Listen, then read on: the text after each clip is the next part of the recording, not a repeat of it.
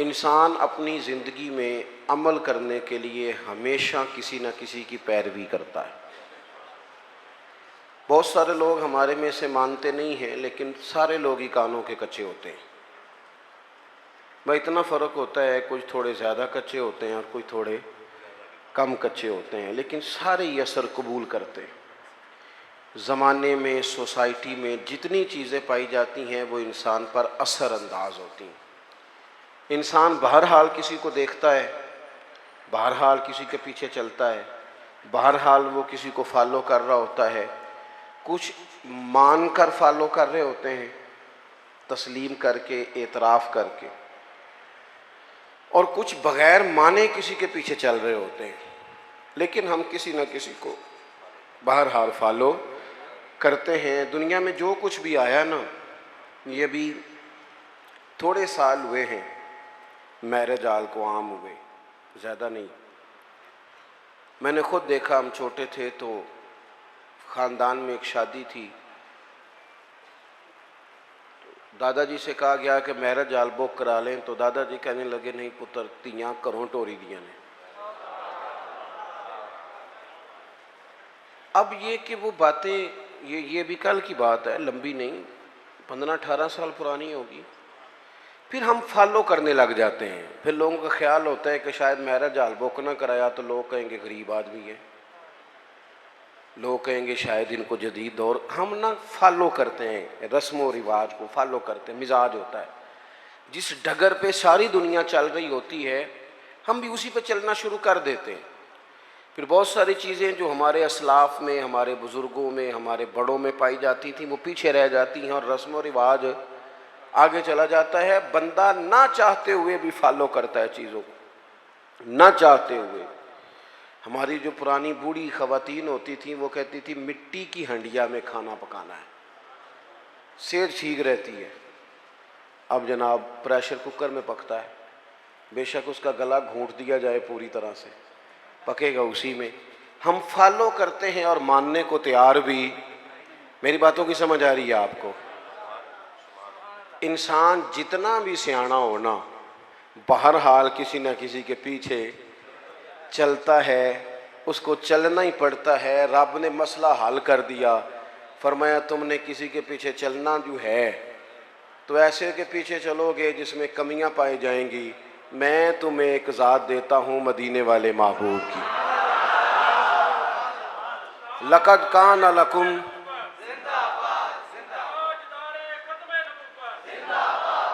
लक़द कान लकुम फ़ी रसूलिल्लाहि उस्वतुन हसना।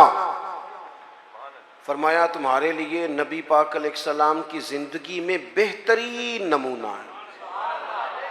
सोनी बात है, हुजूर का तर्ज ज़िंदगी इख्तियार करो, नबी पाक के तरीक़ों पे चलो। हुजूर सैयद आलम सल्लल्लाहु अलैहि वसल्लम ने जो तुम्हें दिया है वो लो, हुजूर के रस्तों के मुसाफिर बनो। नबी पाक की सुन्नत को, शरीयत को, हुजूर के तरीक़ाकार को इख्तियार करो, अपनाओ। हम अगर नबी करीम अलैहिस्सलाम की तालीमात को पहले तो मोहब्बत से समझें, पढ़ें, गौर करें, सुने। ये जो हमारे जितने काम है ना, ये सारे हो गए रटे रटाए, रटे रटाए। यानी मेरी ज़ाती राय ये है कि अगर एक महफिल सिर्फ इसलिए रख ली जाए कि पर्दे में ख़वातीन बैठेंगी, सामने मर्द बैठेंगे और सिर्फ मियाँ बीवी के हुकूक जो किताबों सुन्नत में आए हैं वो बयान किए जाएं। हो सकता है उस पर वाह वाह कम हो, नारे थोड़े लगें, वेला भी थोड़ियाँ हों, दाद भी कम हो, इमदाद भी कम हो सकता है ये सारी दिहाड़ी दपे वाले मामला कमज़ोर हों, लेकिन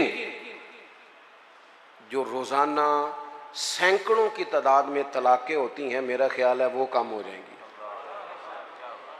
रसूल पाक अलैहिस्सलाम ने जो खामन को हुकूक बताए हैं ना बीवी के, और जो बीवी को हुकूक बताए हैं खामन के, वो एहसास वाले हैं, एहसास वाले, दर्द वाले, दर्द वाले।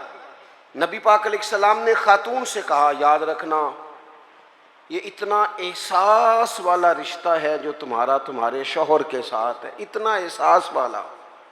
ये नहीं फरमाया कि खुदा के अलावा किसी को सजदा जायज़ होता तो मैं अपने आप को कराता, ये नहीं फरमाया। इस बात की नज़ाकत को समझें। फरमाया रब के अलावा किसी को सजदा जायज़ होता तो मैं बीवी से कहता शौहर को करे। किस हद तक महबूब ने इस नज़ाकत को, और मर्द के लिए भी इसी तरह बयान किया। मर्द के लिए बाहर बड़े अच्छे, बड़े जनाब बेहतरीन, बड़े चौधरी साहब, बड़े साहब, बड़े अल्लामा, बड़े मुफ्ती, बड़े फलान, और घर में मूड ही नहीं सीधा करते। सुबह से बैठी है बेचारी, उसने कोई बात करनी है तेरे साथ, और ये घर की सारी टेंशनें लेके घर आ गया, कहता मैं एडा थके आया, तू मैनू गल सुना रही है। तू किसको सुनाए, किससे बात करे? नबी करीम का उसवा हसना देखें तो हुजूर एहसास करते साथ वालों का। हमारी ज़िंदगी हमारी ज़ात से शुरू होती है। मैनू रोटी पूछी जे कि नहीं, मेरे कपड़े इस्त्री होए ने कि नहीं, मैनू प्रोटोकॉल, वो तो किसी और की भी सोचना। तेरे सब खुशियाँ तेरे साथ ही वाबस्ता हैं। खुदा मुझे ऐसी खुदाई ना दे कि अपने सिवा कुछ दिखाई ना दे। हुजूर का उसवा हसना क्या है? लो हदीस पाक सुनो, आप खुश हो जाएंगे। हुजूर एक दिन घर में बैठे बैठे मुस्कुराए और फरमाया आयशा, जब तुम मुझसे राजी होती हो फिर भी मुझे पता चल जाता है, और जब तुम्हारे दिल में कोई बात होती है मुझे फिर भी पता चल जाता है। हज़रत आयशा बड़े तजस्सुस से अर्ज़ करने लगी, या रसूल अल्लाह सल्लल्लाहु अलैहि वसल्लम, मैं और आपसे नाराज़? हुजूर ने फरमाया बताऊं फिर? या रसूलल्लाह फरमाइए। तो महबूब फरमाने लगे तुम कभी कभी कसम उठाती हो? हुजूर उठाती हूँ। फरमाया जब होती हो ना राज़ी तो कहती हो मुझे मोहम्मद मुस्तफ़ा के रब की कसम, और जब नाराज़ होती हो ना, दिल में को बात होती है, तो फिर कहती हो मुझे हज़रत इब्राहीम खलील के रब की कसम। फिर तुम हज़रत इब्राहीम का नाम लेती हो। कुर्बान जाए, क्या अदा है मदीने वाले महबूब, क्या क्या शुगुफ्ता अंदाज है कि जुमलों का एहसास करना के साथ वाला सोचता क्या है, उसकी कैफियत क्या है, वो कहाँ खड़ा हो गया है, उस बेचारे के जज्बात क्या हैं। हज़रत आयशा सिद्दीक़ा तो रो ही पड़ी, अर्ज करने लगी कुर्बान जाऊं करीम महबूब, यहां तक ख्याल रखते हो? कोई बोल, कोई जरूरी है कि कोई रो के दुखड़ा सुनाए तो सुनना है? उसके लफ्जों से गौर करो, उसके जुमलों पर गौर करो, उसकी बातें देखो, उसकी गुफ्तगू कहाँ है और वो कहाँ पहुंच गया है बेचारा, उस दर्द को महसूस करो। हुजूर फरमाने लगे हाँ मुझे पता चल जाता है। तो सैयदा आयशा अर्ज़ करने लगी या रसूलल्लाह, फिर कसम है मुझे उस रब की इसने आपको रसूल बनाया है, मैं नाम ही छोड़ती हूँ पर मेरे दिल में हमेशा मदीने वाले रसूल मौजूद रहते हैं। थोड़ा सा ना हुजूर का उसवा हसना, हमें ज़्यादा मुश्किल बार नहीं है, घरों में है, ज़्यादा मुश्किल बार नहीं, ज़्यादा मुश्किल घर में। आप सुने जी, अल्लाह खुश रखे, हूँ मैं जाना तो मेरा काम जाने, अल्लाह आपको खुश रखे। थोड़ा डाढ़ा हूँ, आप मेरी बात पर तवज्जो करें। अजीज़ दोस्त, होता ये है बस सिर्फ इस मामले ही डाढ़ा हूँ, बाकी अल्लाह माफ़ फरमाए, बाकी काम सादा ही है। आप परेशान हो गए, बल्कि ज़्यादा परेशान हो गया बास दोस्त, पता नहीं क्यों डाढ़े हैं, बड़े सादे हैं जी। अल्लाह ताला हमसे दरगुजर करे, बस कबूल करे। आप गौर करेंगे क्या कह रहा हूँ। देखो हमें ना ज़्यादा मसाइल घर के अंदर हैं, बाहर नहीं। कुछ बंदे ऐसे होते हैं जो ज़्यादा वज़ादार होते हैं, पर्दा रखते हैं, पसंद नहीं करते, वरना घरों के अंदर की परेशानियां बंदे को बाहर भी कमज़ोर कर देती हैं। ये जो बाहर बंदे बड़े तलख होते हैं ना, मोटरसाइकिलों की टक्कर होती है, ये बेचारे घर में परेशान होते हैं। जाने किस उम्र में जाएगी ये आदत मेरी, रूठना उससे तो औरों से उलझते फिरना। कई दफ़ा इंसान अपनी घरेलू मुश्किलात से परेशान होता है। रसूल पाक ने ना हमें जो जो चीज़ बड़ी कमाल करके अता की है, हुजूर ने हमें घर भी बना के दिखाया है। हुजूर ने एहसास किया, ओ यारो देखो चारों बेटियां मेरे नबी पाक की, ये जी अल्लामा साहब हैं, अच्छा जनाब, ये चौधरी साहब हैं, वाह जी वाह, ये जज साहब हैं, ये फलां साहब हैं। इन्होंने कभी बच्चे को हाथ नहीं लगाया। बच्चा किसका है? या भिन का बच्चा है तो कोई अर्ज नहीं कंधे पे उठाने पे, कोई मना नहीं। अगर नबी करीम से ज़्यादा तो एजाज नहीं ना किसी का। तो आप सही बुखारी पढ़ें, हुजूर की जो सबसे बड़ी नवासी है हज़रत ज़ैनब की बेटी जनाब उमामा बिनते ज़ैनब, बड़ी नवासी, बुखारी में मौजूद है। हुजूर नमाज पढ़ने आते थे तो नवासी को साथ उठाया होता था। अच्छा ये भी कभी सीखा करो, मेरे रसूल की 4 बेटियां हैं और ये नबी पाक की नवासी हैं सबसे बड़ी हज़रत उमामा बिनते ज़ैनब। हुजूर मस्जिद में आते तो नवासी को उठाया होता, और हुजूर नमाज की नियत बांध रहे हैं और यहाँ नवासी को उठाया हुआ है। जब रुकू सजदे में जाते हो तो बच्ची को रख लेते। एक दफ़ा हुजूर के पास एक शख्स आए, अकरा बिन हाफिस नाम था, नबी पाक के साथ बच्चे खेल रहे थे। तो कहने लगे हुजूर मैंने नहीं कभी बच्चों को टाइम दिया। तो अडीनी गल करन लगा, वैसे मैं बाज़ ऐसे लोगों को जानना कि वो अपना बाल भी लैके बाहर नहीं आते।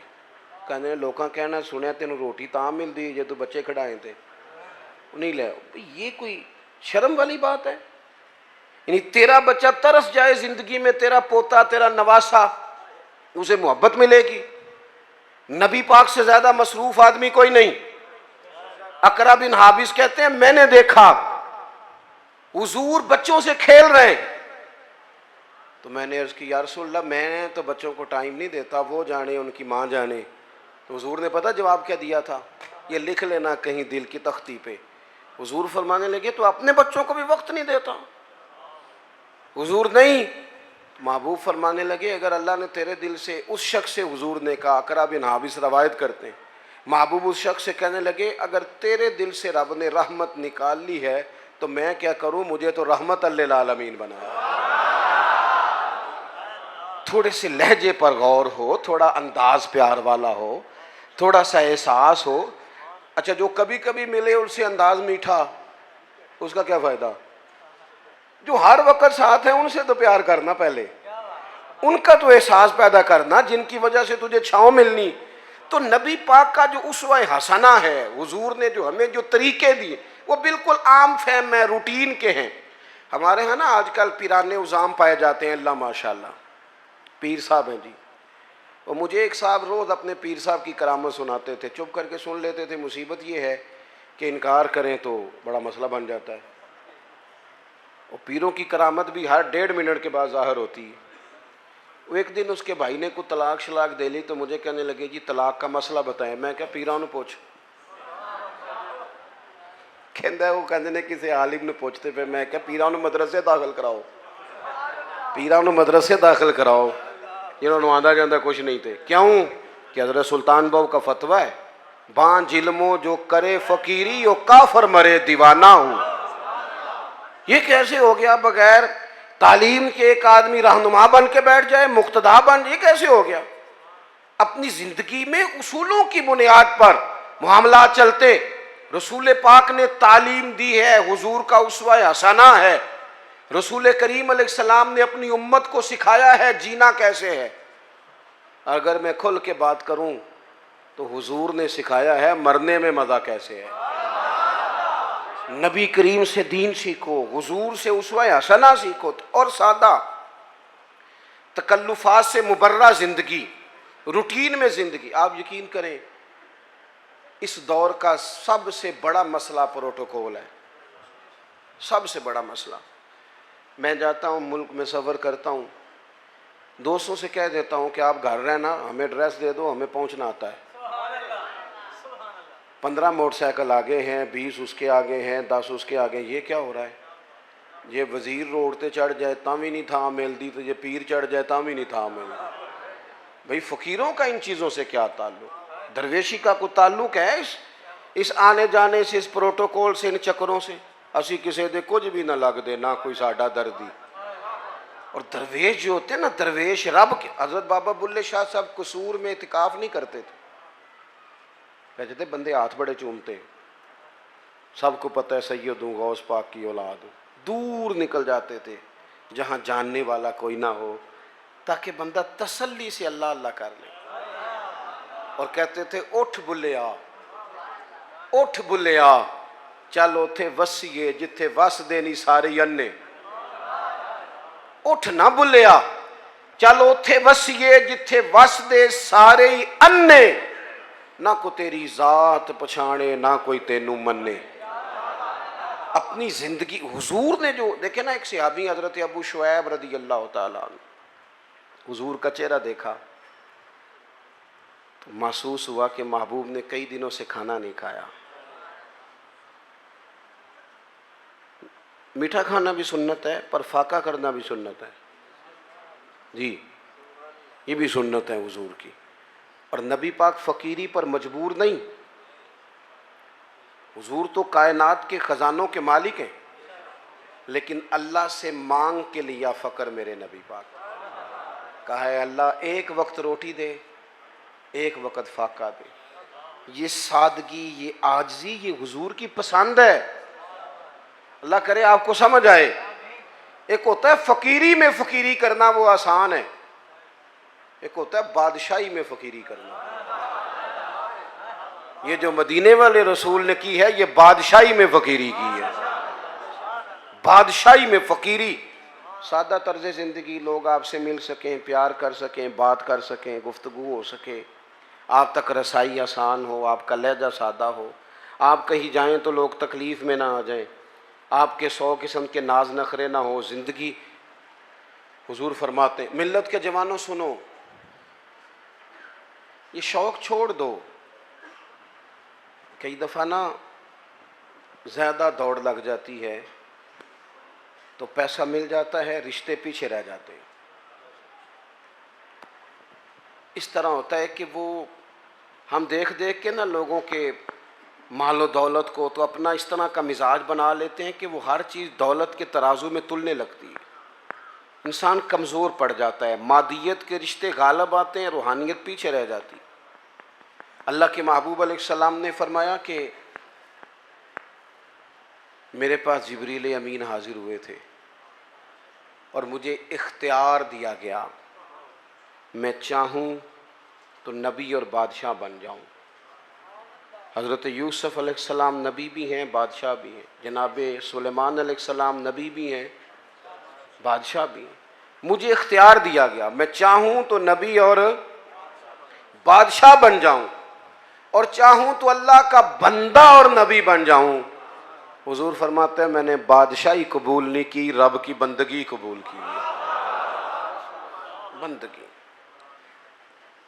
बंदगी, अब्दुहु व रसूलु, बंदगी कबूल की है। माँ के लिए इंसान टाइम निकाले, बाप के लिए टाइम निकाले, बहन भाइयों के लिए टाइम निकाले, बीवी बच्चों के लिए टाइम निकाले, दोस्त अहबाब से वो मुस्कुराए, बात करे, वो किसी के दुख दर्द में काम आ। हुजूर तीमारदारी करते थे, किसी के यहाँ चले जाते थे, नबी पाक अलैहिस्सलाम अश्कशोई करते थे, एक प्लेट के अंदर गुलाम के साथ बैठ के खाना खा लेते थे। नबी करीम सल्लल्लाहु ताला अलैहि वसल्लम ने हमें जो उसवा हसना दिया है वो काबिल अमल दिया है। हम दूर निकल गए हैं, हम आजमाइश में आ गए। हम लोगों ने जानबूझ के ज़ाती तौर पर ही अपना कुछ एजाज़ बना लिया है, वो हमारी जान नहीं छोड़ रहा। मैंने बातें ज़्यादा नहीं करनी, तकरीरें पेट भरने को नहीं होती, अमल करने को होती हैं। मकसूद कोई मसला समझाना है। मैं आपको जो बात समझा रहा हूँ आप उस पर गौर करें। मैं किसी भी मौके पर अपनी बात को बड़ी जल्दी समेट दूंगा। याद रखना, हुजूर का जो हज़रत अबू शुऐब रदी अल्लाह ताला अन्हु कहते हैं कि भाई जो दरवाजे में दोस्त खड़े हैं ये बैठ जाएं। नहीं आप नहीं पीछे देखें जी, तुहाड़ी नहीं गल, तुसी नहीं वेखना, नहीं कमाल हो गई, तुहाड़ी तो मेरी तैयारी लग गई है। तो आप लोग बैठ जाएं जी दरवाजे में जो हैं, बस जी बस, देखे ना मसला मुक भी गया है, इन्नी को तो गल सी। आप तवज्जो करें। हज़रत अबू शुऐब रदी अल्लाह ताला अन्हु फरमाते हैं कि महबूब के ना चेहरा नूर पे मैंने देखा कि महसूस हुआ कि 2-4 दिन से खाना नहीं खाया। मैंने ना फटाफट बंदे गिने हुजूर के साथ कितने। घर में मैंने कहा 5 लोगों का खाना पकाओ। ये ज़रा बात को समझना। कहते हैं नबी करीम अलैहिस्सलाम को मैंने जाके अर्ज़ की हुजूर खाना पक गया, तशरीफ़ ले आए। हुजूर तशरीफ़ ला रहे 4 लोगों के साथ। अचानक एक साहब मिलने आए थे, वो भी साथ हो गए। अब हुजूर ने मेज़बान से पता क्या फरमाया? फरमाया ये आपने शुमार नहीं किए थे, अगर आप इजाज़त देते हैं तो आ जाते हैं, वरना वापस जाते हैं, वरना वापस जाते हैं। ਇੱਥੇ ਰੋਸ ਪੈਂਦੇ ਜੇ ਮੁੰਡੇ ਵਾਲੇ, ਉਹਨਾਂ ਨੂੰ ਆਖੀ ਨਾ ਤੁਸੀਂ ਬੰਦੇ ਜ਼ਿਆਦਾ ਲਿਆਉਂਦੇ ਨੇ ਤੇ ਉਹ ਕਹਿੰਦੇ ਤੁਸੀਂ ਰੋਟੀ ਵੀ ਨਹੀਂ ਦੇ ਸਕਦੇ। ਤੇ ਮੇਰਾ ਸਵਾਲ ਹੈ, ਤੁਹਾਨੂੰ ਘਰੋਂ ਨਹੀਂ ਲੱਭਦੀ? कुड़ी वाले को ही खानी जे।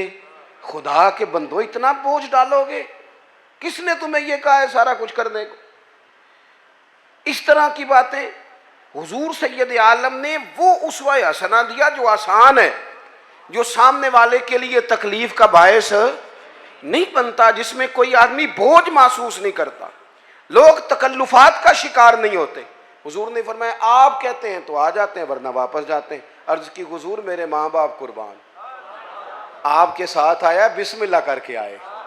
हुजूर आए ना, जिंदगी में, अपने मामलात में, अपने तर्ज हयात में इस तरह की चीजें पैदा करें जिससे कुशादगी हो। देखो,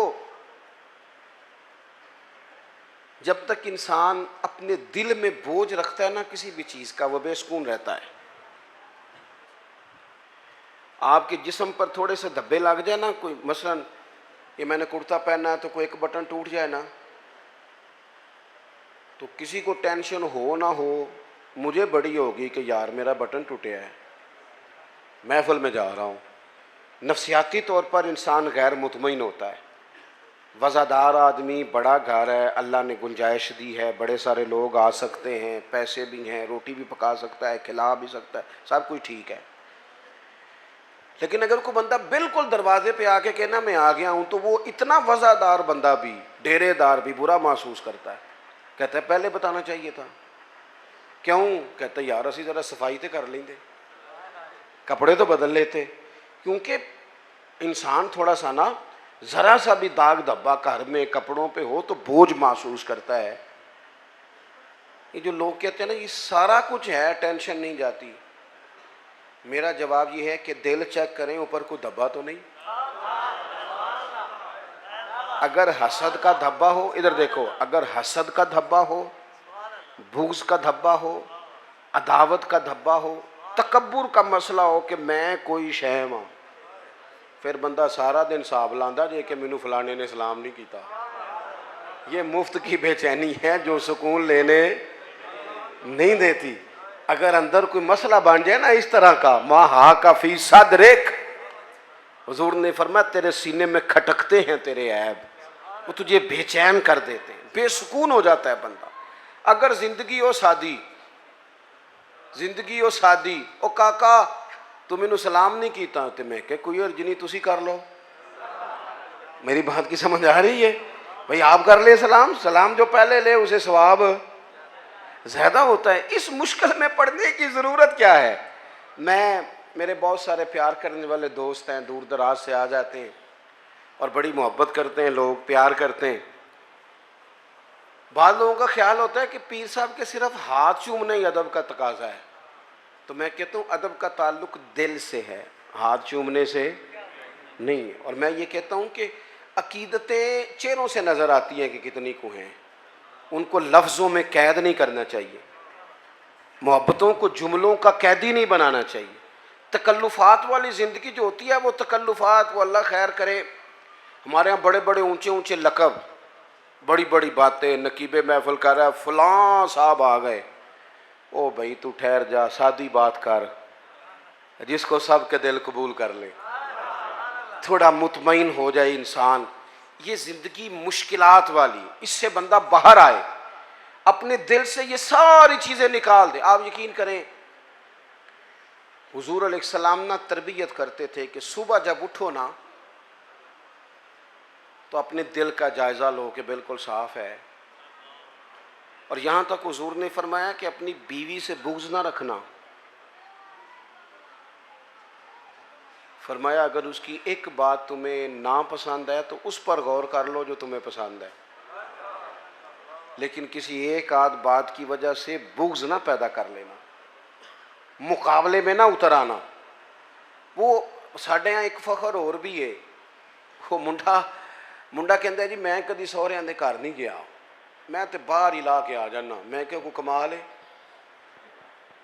किसी की बेटी को बुनियाद बनाकर इज्जत करा लेना, ये तो कोई मुश्किल काम नहीं। को बात है करने वाली। अल्लाह के रसूल ने तो फरमाया ससुर तेरा बाप है, उस्ताद तेरा बाप है, तू फख्र बता रही, फख्र वाली बात है? ये तो तुझे थोड़ा सा शर्म करके बात बतानी चाहिए थी। किस तरह की चीजों को हमने अपना एजाज बना लिया, किस चीज को बाइसे फख्र, को बाइसे फख्र बातें। मेरे दोस्तों, दिलों में किसी के लिए कोई बात ना हो। नबी पाक अलैहिस्सलाम ने फरमाया, ए अंस मेरे बेटे, ये हुजूर अपने गुलाम को बेटा कह रहे हैं, या बुनैया कहते थे जनाब अंस बिन मालिक। ए अंस, ए मेरे बेटे, तुमसे हो सके तो सुबह इस हाल में करना कि तुम्हारे दिल में किसी का बुग़्ज़ ना हो। और अगले लफ्ज़ क्या हैं?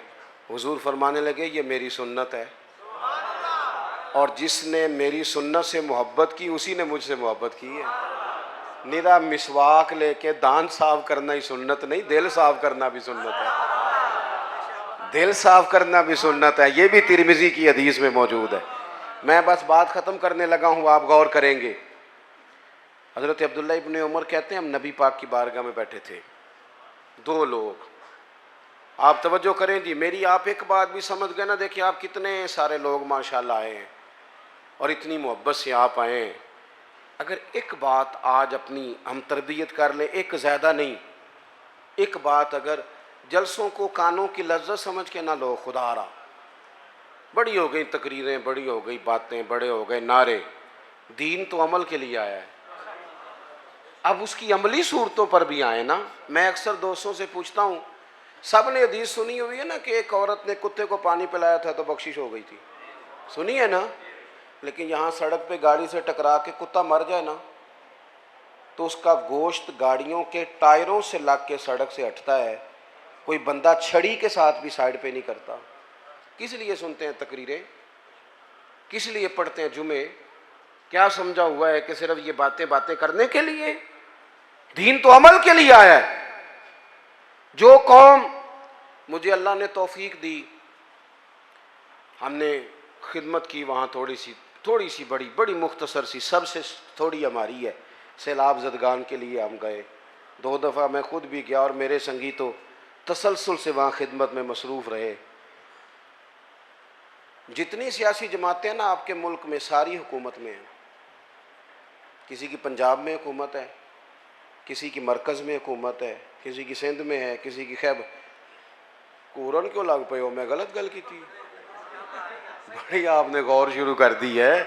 हाँ हाँ, खूब करे हमद से थोड़ा सा गिला भी सुन ले, थोड़ा सा तो सुने ना, सच्ची बात तो सुने। है ना सबकी हुकूमत, सारे हुकूमत में। क्यों नहीं गए ये सारे सैलाब? वहाँ जाके डेरा लगाते ना। मैं, और जब तक खबरें तेज़ थी ना कि सैलाब आया हुआ है, हमारे दिल भी नरम थे। जिस दिन से खबरें ठंडी हैं, सैलाब वालों के घर बन गए, सबके चले गए वो घरों में, हम तो चुप कर गए क्योंकि खबरें ठंडी हो गई। हम तो ट्रेंड पे चलते हैं, मीडिया वार पे चलते हैं। जिंदगी हकीकतों से गुजरती है, खबरों से नहीं गुजरती, हकीकतों से। किसी के घर रात रहना पड़ जाए तो किसी के कमरे में नींद नहीं आती। मुझे बताओ, जो 2 महीने से झोंपड़ियों में बैठे हैं उन्हें कैसे नींद आती है? बेटियां सांझी नहीं होती, तो जो सड़कों में बैठे हैं बच्चियों समेत। बस हम लोग, मर्जी हमारी अपनी है, मखसूस सा हमारा मिजाज है, उसके मुताबिक ज़िंदगी गुजारना चाहते हैं। असल एहसास है जो रसूल करीम ने अता फरमाया है। अब तो ऐसी हवा चली है कि हर शख्स सोचता है तमाम शहर जले, बस एक मेरा घर ना जले। ये हमें बना दिया गया है, ये खुद गर्जी सिखा दी गई है, मादा परस्ती। बहरहाल बात ज़्यादा नहीं करनी। हज़रत अब्दुल्ला इब्न उमर कहते हैं, मैं और जनाब अंस बिन मालिक हुजूर की बारगाह में बैठे थे, अचानक दरवाजे पर दस्तक हुई। हुजूर ने फरमाया, दरवाज़ा खोलो, जो बंदा दरवाजे पे आया है वो जन्नती है। ये ज़रा देखो मेरे नबी पाक का इल्म गैब, ये देखो मुस्नद इमाम अहमद बिन हंबल में हदीस मौजूद। और मेरे आला हजरत ने तो बात ही ख़त्म कर दी, कहने लगे, और कोई गैब तुमसे नेहा हो भला, जब खुदा ही ना छुपा रहा, तुम पर करोड़ों दुरूद। नबी करीम अलैहिस्सलाम ने फरमाया, जो बंदा दरवाजे पे जन्नती है। फरमाते हैं, हमने दरवाज़ा खोला तो बंदा बड़ा सादा था, ताज़ा वज़ू किया था तो पानी के कतरे दाढ़ी से गिर रहे थे और जूते उसने लपेट के बगल में रखे हुए थे। वो आया, उसने जूते एक जगह पे रखे, सलाम ली, जो बात करनी थी की और चला गया। कहते हैं बड़ा तजस्सुस हुआ कि यार कमाल हो गई है, जैसे हुजूर जन्नती कह दे। कमाल नहीं हो गई? हुजूर तो मुस्कुरा के देख ले तो कर्म हो जाता है, और जिसको हुजूर जन्नती कहें। कहते हैं दूसरा दिन था, वही टाइम था, वहीं बैठे थे, फिर दरवाजे पे दस्तक हुई। हुजूर ने फरमाया खोलो दरवाज़ा, जो दरवाजे पे आया है वो जन्नती है। कहते हैं देखो करम अल्लाह का, हमने दरवाज़ा खोला तो बंदा वही था जो कल आया था। बड़े नसीब हैं भाई। कहते हैं उसी तरह आया, वज़ू ताज़ा किया हुआ था, कोई बात की और चला गया। अल्लाह की कुदरत को उसने इत्तेफाक, करम बालाए करम, वहीं बैठे थे, तीसरा दिन था, फिर दस्तक हुई, मैं हूँ और जनाब अनस बिन मालिक थे, दरवाजे पे आने वाला आया, महबूब ने फरमाया खोलो भाई जन्नती आ गया है। कहते हैं वही बंदा आ गया। मैं बरेली शरीफ में हाजिर था इंडिया में, तो आला हजरत के भाई हैं मौलाना हसन रज़ा, उनके पोते थे शेखुल हदीस मौलाना तहसीन रज़ा रहमतुल्लाह ताला अलैह। उनसे मैंने कहा हजरत अपना कुछ शेर सुनाए। बड़े काबिल आलिम थे, 2008 में उनका विसाल हुआ। उन्हें अपना शेर सुनाया। कहने लगे इल्मे गैबे रसूल के मुनकर इस हकीकत को भूल जाते हैं, गैब माना कि राज है लेकिन राज अपनों से कब छुपाते हैं। वअल्लमा का मालम तकुन तालम। नबी करीम अलैहिस्सलाम ने तीसरे दिन भी फरमाया जो दरवाजे पे आया है वो बंदा जन्नती है। फरमाते हैं दरवाज़ा खोला तो बंदा वही था। हज़रत अब्दुल्ला इब्न उमर कहते हैं मैं वो घर गया तो मैं उसके पीछे हो गया। मैंने कहा यार मेहरबानी करो, मुझे कुछ 3 दिन का मेहमान नहीं बना लेते, खुद का खुद। कहते मैं ढूंढना चाहता था कि पता करूं कौन सा ऐसा अमल करता है जिसकी वजह से 3 दफ़ा हुजूर ने जन्नत की बिशारत दी। असी भी पता कराईदा है, पता करो इन्हें पैसे किमें कट्ठे कीते ने, पता करो मशहूर किंज होया है, पता करो शार्ट रास्ता कौन सा है। इससे बंदा कमज़ोर हो जाता है, कमज़ोर। वयरज़ुक़हु मिन हैसु ला यहतसिब। रब फरमाता है जो मुझ पे भरोसा करे ना, मैं वहाँ से रिस्क देता हूँ जहाँ से उसका गुमान भी नहीं होता, सोचा भी नहीं होता, वहाँ से दे देता हूँ। आप फरमाते हैं मैं उनके घर चला गया, 3 रातें और 3 दिन मैं उनके साथ रहा, लेकिन वो इशा पढ़ते जमात से और फजर तक सोए रहते, उठ के फजर पढ़ते, तहज्जुद भी नहीं पढ़ते थे। सदका भी मैं उनसे ज़्यादा देता था, बाकी मामलात में भी मैं समझता था कि मैं तो ज़्यादा जिक्र फिक्र करता हूँ। फरमाते हैं कोई ऐसी चीज़ मिली नहीं कि इतना बड़ा करम 3 दफ़ा हुजूर ने जन्नती का। फरमाते हैं मैं तीसरे दिन आने लगा तो वो मुझसे कहने लगे आप किस लिए आए थे, समझ नहीं आई, क्योंकि घर तो करीब ही है और 3 दिन मेहमान कोई रहे तो बात तो समझने वाली है। फरमाने लगे इसलिए आया था कि तू वो खुशकिस्मत है कि जिसे 3 दफ़ा मेरे नबी ने जन्नत की बिशारत दी। बस मेरी बात मुकम्मल हो गई, आपने गौर करना है मेरी बात पे। और खुदारा अगर आप सिर्फ सोच लेंगे ना थोड़ा सा इसको कि मैं क्या कह रहा हूँ, तो शायद मेरे लिए कुछ ज़ख़ीरा आखिरत बने। थोड़ा सोच लेना थोड़ी देर के लिए, थोड़ा गौर करना क्या कह रहा हूँ। कहते हैं वो सहाबी कहने लगे अमल आपने मेरे देख ही लिए हैं जो हैं, कोई लंबी चौड़ी लिस्ट नहीं, एक शय मेरे पास है। ये मुस्नद इमाम अहमद बिन हंबल में हदीस मौजूद है। कहने लगे एक शय है और मुझे उम्मीद है वही सबब बनी है अल्लाह रसूल के करम का वो क्या?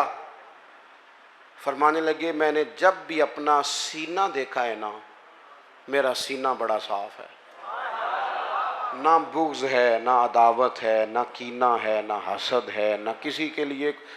14 तबक दिले दे अंदर ते असां तंबू वांगू ताने, दिल दरिया समुंदरों डूंगे ते कौन दिलां दियां जाने।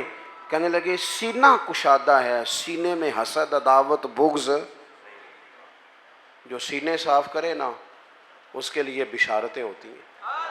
हुजूर ने जो हमें उसवा हसना दिया है वो सादा है, खुले दिल वाला है। अपनी ज़िंदगी नबी करीम के तरीक़ों, किसी न किसी को फॉलो करना जो है तो रसूल करीम को करे ना, नबी करीम की बारगाह में हाजिर होना, ताकि हमारी ज़िंदगी के सारे मामलात बेहतर हो सकें। दुआ करता हूँ जिन दोस्तों ने इतना अच्छा इहतमाम किया और जो तशरीफ़ लाए, अल्लाह सब की हाज़िरी कबूल फ़रमाए। हो गया ना जी, अब नमाज का भी टाइम हो जी। अच्छा चले, मैं 1 मिनट बात और कर देता हूँ जी। मैं ना जी 20 मिनटां वाली तकरीर नहीं, तुसी मौलवी हो सद्या जिहड़ा थोड़ी तकरीर करता है, ये तो फिर तुहानू पर्ची पानी चाहिए सी। आप गौर करें जी, अल्लाह आपको खुश रखे। मैं इन्हें जो गई हैं जी, बस मैं जो बात करनी थी कर बैठा हूँ, अल्लाह खुश रखे। या आप मुझे कोई मखसूस मजमून दे देते, मैं उस पर बात कर देता। अब तो मैंने जो करना था वो कर लिया, और मेरी कोशिश होती है कि एक बात भी इजाफी ना हो ना, गल थोड़ी खिंच लीजिए ताकि लंबी हो जाए, ऐसा नहीं। मजमून हो, मजमून की बात हो और मौके के मुताबिक हो, वो मैं कर ली है। चले एक बात मैं और कर देता हूँ दोस्तों की कहने पर। दोस्तों, हुजूर की जो विलादत है ना, जो मिलाद है, वो इनकलाब का नाम है। मिलाद का जो लफ्ज़ है ना, हमारे यहाँ तो कुछ चीज़ें इस तरह बना दी जाती है ना कि कोई इवेंट आया तो मनाया और गुजर गया है। मिलाद वैसे तो ये एक मुस्तकिल उन्वान है कि इस पर गुफ्तगू की जाए। मिलाद एक इनकलाब का नाम है। जब आप लफ्ज़ मिलाद बोलते हैं ना कि हुजूर की विलादत हुई, तो सबसे तो पहले शिर्क की नफ़ी होती है, क्योंकि जिसका मिलाद होता है वो खुदा नहीं होता, क्योंकि अल्लाह तो लम यलिद व लम यूलद है। तो हुजूर का तो मिलाद हो रहा है, जो पैदा हो वो रब नहीं होता। दूसरी बात, मिलाद का मतलब क्या है? मिलाद अपने मफाहीम के लिहाज से बड़ा वसी है। मिलाद का माना यह है कि हुजूर से पहले बेटियां जिंदा दफन की जाती थीं, अब मिलाद हुआ तो इनकलाब आ गया। अब बेटी कानूनी वारिस है बाप की, पक्की, उसे पूरा हिस्सा दिया है शरीयत इस्लामिया ने, पूरे एजाज़ात दिए, बेटी को पूरा संभाला दिया है। मिलाद का माना यह है कि हुजूर से पहले गुलाम बिकते थे और बाद में हुजूर ने मफहूम ही बदल दिया। अबू दाऊद शरीफ में हदीस है, हुजूर ने फरमाया तुम्हारे गुलाम तुम्हारे भाई हैं, तुम्हारे गुलाम तुम्हारे। औखी गल है, तुसी तां नहीं पे बोल दे, वाह वाह औखी गल, मैंने पता है ना। तुम्हारे गुलाम तुम्हारे मुलाजम तुम्हारे भाई हैं। और इन्नी गल नहीं सिर्फ कि वो तो मेरा वीर है, तो मेरा पुत्र है, तो गल मुकाई नहीं। हुजूर ने फरमाया तुम्हारे गुलाम तुम्हारे, जिस तरह का खुद खाना उस तरह का उन्हें भी खिलाना, जिस तरह का खुद पहनना उस तरह का उन्हें भी पहनाना। और तीसरी बात ये इरशाद फरमाई कि उनकी ताकत से ज़्यादा उन पर बोझ नहीं डालना। और चौथी बात ये इरशाद फरमाई कि अगर बोझ डालो ताकत से ज़्यादा तो फिर काम में उनकी मदद भी करना, उनके काम में उनकी। तो मिलादुन नबी का मतलब तो इनकलाब है। मिलाद शरीफ का मतलब तो यह है कि रसूल पाक सल्लल्लाहु ताला अलैहि वसल्लम 12 रबीउल अव्वल को जब तशरीफ़ लाए तो कायनात के सारे उसूल बदल दिए रसूल पाक ने। इनकलाब का नाम मिलाद है, इनकलाब का। ये जो जुलूस होता है ना मिलाद का, वैसे तो हमारे यहाँ रिवाज है सियासी जलसों में जाने का, और वहाँ लोग जाते हैं बड़ी खुशी से, लीडर को राज़ी करना होता है ना, फिर ये भी नहीं पूछते कि जाना जायज़ है कि नाजायज़ है, ये भी नहीं पूछते। जेड़ी गड्डी कभी किसी माड़े की काम नहीं आई वो भी 6 बंदे पाए होंगे, और आज उसके टूटने का भी खतरा नहीं। अगे भी फ़ोटो, पीछे भी फ़ोटो, दाएं भी फ़ोटो। क्या करते हो, किन के पीछे भागते हो? जो पिछले 5 साल किसी और के नारे लगा रहे थे और अगले 5 साल अल्लाह जाने किसके लगाएंगे।